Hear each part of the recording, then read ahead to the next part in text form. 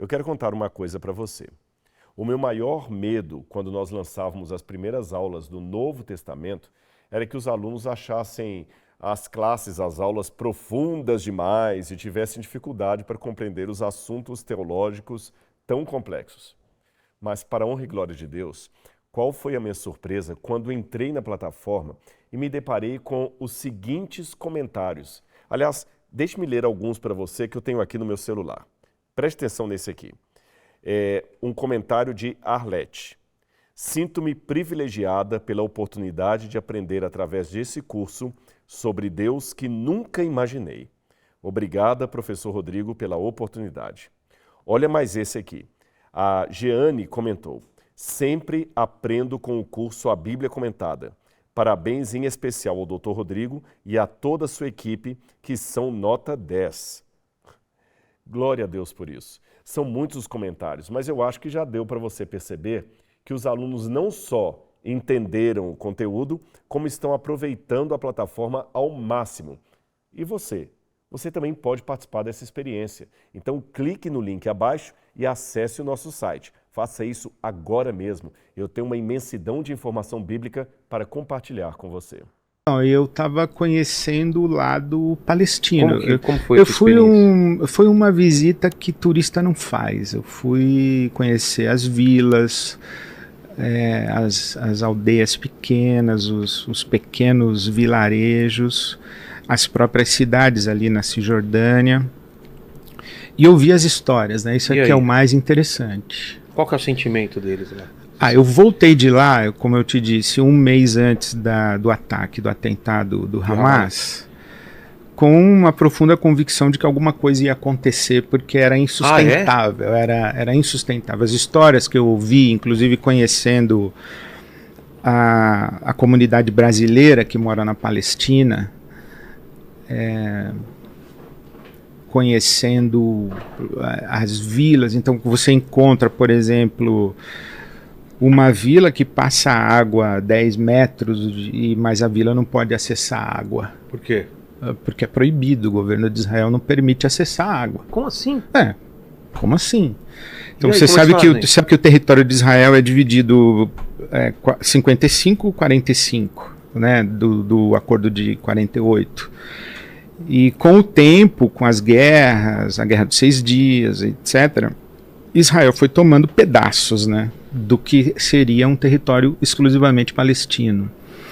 E hoje, dentro do território palestino, você tem os assentamentos chamados, né, dos colonos, que são judeus que nem moram em Israel, mas parece que aumentou isso. Aumentou isso daí. Então você tem uma vila ou uma aldeia palestina e aqui do lado você tem um assentamento israelense. Então aqui é seco, aqui é tem vegetação.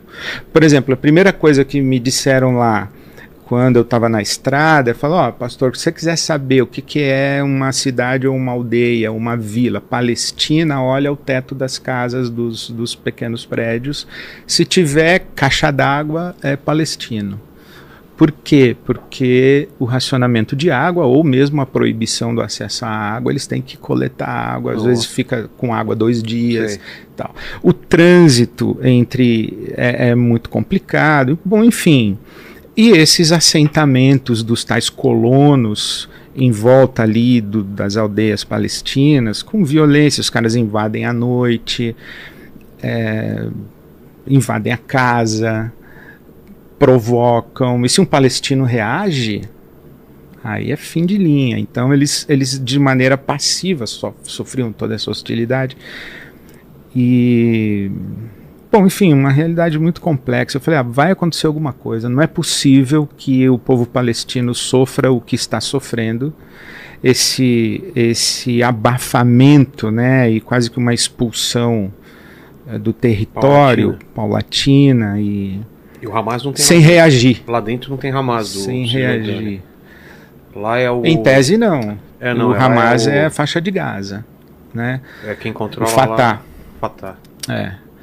E tem a... Faixa de Gaza você não conseguiu ir? Nem. Eu não, queria ir. Era muito perigoso. Naquela época já estava dizendo, não, é perigoso, não vamos lá.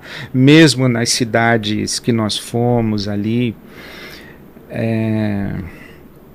era perigoso a gente estar transitando por ali. Tenso, um ambiente tenso. Deixa eu te contar essa história. Quando eu estive lá, eu encontrei uma organização chamada Combatentes pela Paz, Combatentes for Peace. E encontrei 2 homens que sentaram na minha frente, nessa distância que nós estamos aqui, que lutaram um contra o outro na Guerra dos 6 Dias, um palestino e um israelense. E aí? E hoje eles estão reconciliados e estão trabalhando pela paz. Eles saem fazendo palestras em escolas, eventos públicos, movimentos de cidadania, ativismo social, para dizer para as crianças palestinas, olha, eu sou palestino, ele é israelense, eu sou israelense, ele é palestino, e nós estamos aqui de braço dado. É possível construir isso. Eu vi vários árabes trabalhando lá em incrível, Israel, né? Encontrei uma mulher cujo filho morreu com um tiro no peito por um soldado? Por um sniper do Hamas. E ao lado dela, sentada, uma mulher palestina, que o filhinho, com meses, o exército de Israel, numa ação militar, jogou gás lacrimogêneo, a criança sofrendo, foi colocada numa ambulância, correndo para o hospital, e a caminho do hospital tinha uma barreira israelense, e o cara não deixou a ambulância passar, a criança morreu. Bom, essa mulher palestina, ódio evidente. Claro, um belo dia ela foi ouvir uma palestra e ouviu a palestra da mulher que o filho morreu com um tiro no peito. Putz. E ela falou assim, bom, essa mulher é israelense, é judia, mas ela é mãe, ela entende a minha dor. E as duas ficaram amigas. E as duas trabalham num movimento de mães pela paz, e elas dizem que nós somos a única organização no mundo que não quer crescer, porque significa que terão mais mães que perderam filhos na guerra. Então nós não queremos que isso pare. E elas trabalham juntas. E escuta essa história. Elas trabalham juntas e vão fazer movimentos de reconciliação. Ações de reconciliação. Bom, as duas estão juntas numa palestra. A mulher israelense lá fazendo a parte dela e a outra sentada aqui ouvindo. Quando a mulher, a judia, acabou de falar, levanta um cara na plateia e diz assim, aos prantos, falou, olha, eu tenho um peso, porque um dia eu estava comandando uma barreira militar em território palestino e eu não deixei a ambulância passar e um nenezinho morreu. E eu não me perdoo por isso até hoje. Cara. E a mãe do bebezinho sentada na primeira cadeira, Vilela. Meu Deus. Essa mulher levanta, sai chorando, correndo, desesperada, e a amiga dela desce do púlpito, do palco onde estava falando, e vai atrás dela. E diz assim, opa, parou? Você quer trabalhar pela paz? Então você tem que perdoar esse cara. Você tem que voltar lá e dizer que perdoa. Ele falou, não, eu não consigo. Não, você consegue. Eu perdoei o assassino do meu filho. Cara, eu vi essa história. É comovente de ver o que as pessoas estão fazendo quando elas sentem na carne o sofrimento e o efeito da maldade e elas não se tornam malvadas. Porque o grande lance, que a grande maldade que eu faço contra você é transformar você num malvado. Sim. Não é bater em você. E quando aquele que sofre a violência se recusa a se tornar violento e oferece o perdão, busca a reconciliação e busca a paz, aí é que o mal perdeu. E eu vi isso acontecer em Israel. E hoje aqui a gente não consegue conversar um petista e um bolsonarista. Não consegue. Que dirá um israelense e um palestino. Hoje a gente fica discutindo fake news a respeito de Rio Grande do Sul. Hoje a gente tem um debate eleitoreiro, político, manipulado, e fica nessa polarização estúpida. Quem é que vai ganhar os frutos do auxílio ao Rio Grande do Sul? E numa polarização estúpida que separou pai e filho, irmão, irmã, família. Família. Eu escuto na minha igreja as pessoas falando isso. Pastor, eu tive que sair do grupo de WhatsApp da minha família, é insuportável. Imagina numa condição lá de guerra.